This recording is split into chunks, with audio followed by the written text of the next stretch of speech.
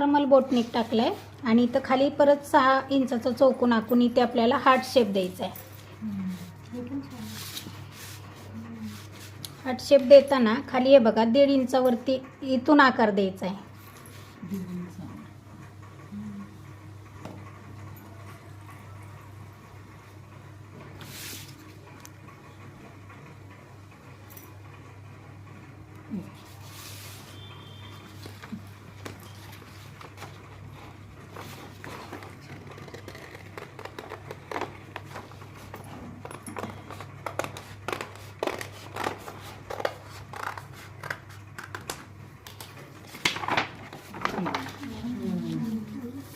झाला heart shape.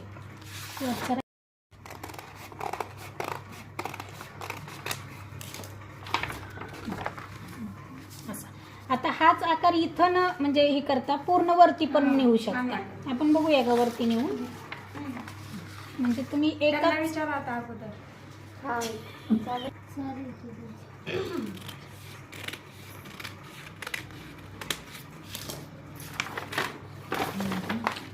इथे not किंवा बटन लावून टाकायचं वरती. हा झाला ओपन गळा.